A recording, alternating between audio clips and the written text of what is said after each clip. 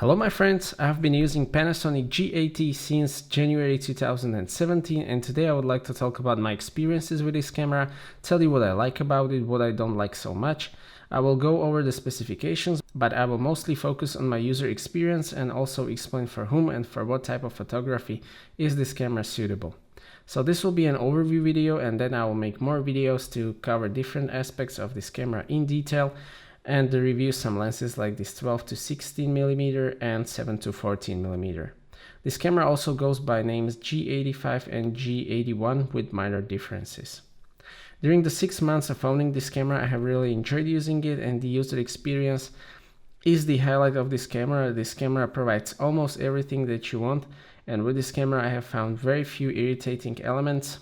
Of course, Micro Four Thirds systems has its strengths and limitations, but features of this camera like in-body image stabilization, controls, display, video capabilities, ergonomics and so on make it easy and fun to take great photos and make beautiful video within those limitations. Let's start with handling and controls. That is actually the biggest strength of this camera. As I said, it is just joy to use. I would say that G85 or G80 is a mid-size camera. It is smaller than the smallest DSLRs, but not as small as Sony A6000 series. By Micro Four Thirds standards, it leans towards the larger side. It is made of magnesium alloy and high quality plastics, and it is weather sealed. Build quality is exceptional. I have absolutely no complaints about build quality. Viewfinder is positioned like on DSLR. Grip is quite deep. It lets you securely hold the camera. Display is rotating, so you can position it however you want.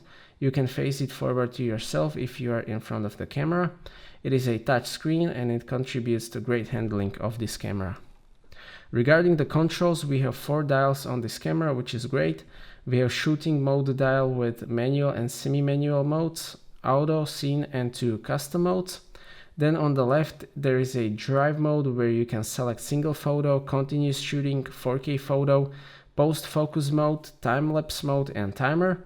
And there are 2 dials operated by thumb and index finger that will be used for shutter speed, aperture or exposure compensation.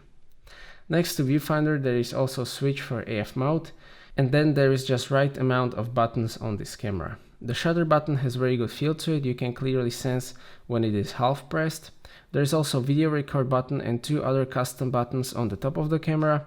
Button for switching between viewfinder and display is located under drive mode selector. Then we have classic button layout with 4 directional button pad. SD card slot is on the right side of the camera, which is the best location in my opinion, and battery slot is traditionally placed on the bottom of the camera. One flaw is the placement of the mic jack. You probably heard that 1,000 times before, so there is no need to go over that. It is in the way of display, but I guess that it is not as easy as just moving it. I imagine that inside of this camera is quite packed considering the amount of features. So if it, for example, enables body to be smaller, I can live with this. With this set of dials and buttons, I can say that this camera in terms of controls has everything that I need and nothing more.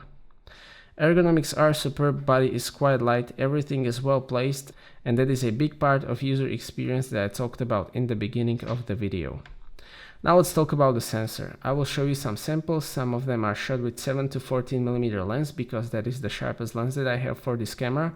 The sensor is Micro Four Thirds size, so it is somewhere between 1 inch and APS-C size. It is 16 megapixel sensor and I was actually surprised by its performance in stills. But I will say right away that it is probably the weakest part of this camera, although it still provides very good and, as I said, even surprising results. Thing is just that there are cameras with APS-C sensors starting with Nikon D3300 and Sony A6000, and those can deliver better RAW files. The resolution is of course higher and low light as well, but other features of this camera does make up for the sensor. And the sensor in turn allows the camera to have some of those features. For example, the sensor stabilization that can work together with lens stabilization in dual IS2 mode lets you take handheld photos up to 1/4 of the second and therefore go lower with ISO. The stabilization just wouldn't be so effective with larger sensor. Also, relatively small size of the sensor means that the Micro Four Thirds lenses don't need to cover such a big area with light, so they can be quite small and light. Dynamic range is actually quite decent. It is more than sufficient for non-professional shooting, although it can match those 24 megapixel Sony sensors in Sony and Nikon cameras. Even the landscapes look very decent. If you want, you can use HDR bracketing. This camera lets you take 7 images that you can blend together in post, but honestly it doesn't make that much of a difference. I can basically say the same about the low light performance. It is decent, but APS-C cameras are significantly better. Also, the minimal ISO of this camera is 200, so we will get some noise in the blue skies. That is because most of Micro Four Thirds sensors are optimized for high ISO performance, which means that they can't go as low as ISO 100. Sharpness is good. Removing the low pass filter certainly helps. 60 megapixel is enough for internet use, social media and so on. Also for mid-size prints, and it lets you crop a bit, although I wish it was 20 megapixel sensor from GX8. Regarding the autofocus in stills, Panasonic's depth of defocus technology is one of the best among contrast-based autofocus. It is almost instant and very accurate. Where it comes to moving objects, focus tracking is not so great. In video, while that is a complicated topic, there is like million videos testing with the video autofocus on G85. In my flower test, it is not the best. It can't even touch A6500, but my finding is that it is usable. You just need to play with the settings and test what works best in specific situations. You're definitely not gonna get that Hollywood focus puller grade transition that I show you with Sony A6500 and Sigma 18-35, but for some situations it will work. For some situations it just won't work. I'd made, I think, 15 to 20 reviews of wristwatches with G80, and my workflow there was to point the camera on the watch, wait up to half a minute for the focus, and then in post use the footage that was in the focus. So I use autofocus on this camera mostly with Panasonic 7-14 f4 lens, where almost everything is in focus all the time, or for easy situations with other lenses. For other situations I just use manual focus, which is quite easy with peaking and focus magnification, or I just use Sony A6500. Image stabilization in this camera is great. Panasonic and Olympus have the best image stabilization, in particular when they combine sensor and lens stabilization, but also when you use only in-body image stabilization with non-image stabilized lenses, it works great and the footage is more than usable. With dual IS2 you can go as low as 1 second, and that really improves low light capabilities of this camera while shooting still objects. Video capabilities apart from autofocus is another great strength of this camera. It shoots 4K in 100 megabytes per second in 24, 25 and 30 frames per second and 28 megabytes per second 60p full HD video. The picture is beautiful, sharp, great colors and standard profile. Metering works great, and even in higher ISO up to 1600, maybe even 3200, noise is very acceptable. That 100 megabytes per second file captures a lot of information for post-production and color grading. There is no log picture profile. I personally don't need it. There is Cinelike D profile that is flat enough for me, and I only use it occasionally. One flaw is that you can only use Cinelike D in manual movie mode, and you can't use auto ISO in manual movie mode, so you can't use Cinelike D and auto ISO together. I am fully aware that it would be unprofessional, but I would like to do it anyway. Sony lets you do that, so it would be nice if Panasonic did the same. This camera also has a great display, very bright, easy to see in sunlight, 3-inch size, rotatable, and it also makes this a great camera for vlogging, especially with great 7-14mm f4 lens. That kind of neutralizes the autofocus problems. I'm not a vlogger, but I will probably try to make a test vlog with this setup next week as a review of this camera for vlogging.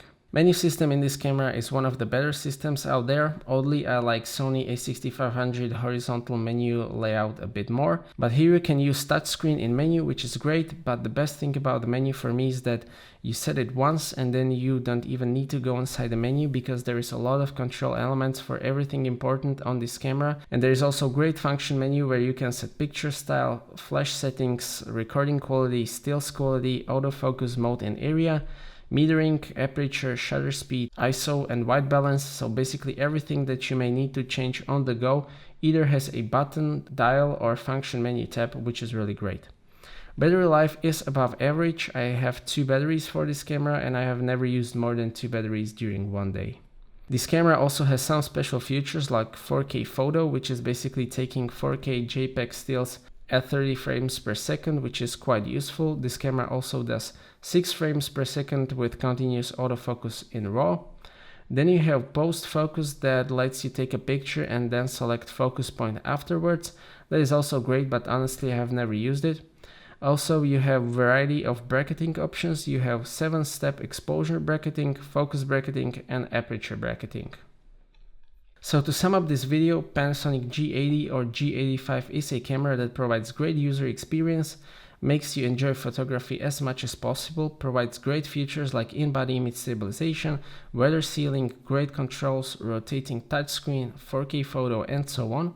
It is a bit held back by its sensor, but stills quality is more than sufficient in majority of non-professional situations, and with right lens I can even imagine someone using it professionally in certain situations. Focus in stills is very fast and accurate. In video it is only good for certain situations. So to who would I recommend this camera? I would recommend it to those who want portable camera system with great feature set, also to filmmakers without the need for the best autofocus, for travelers, and also to people previously shooting with smartphones who would like to start learning photography with technologically advanced camera, and also to vloggers in combination with 7-14mm lens.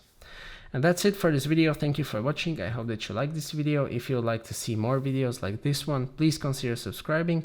I appreciate your feedback in form of thumbs up or thumbs down. If you'd like to ask anything or share your opinion, please do so in the comment section, and see you next time.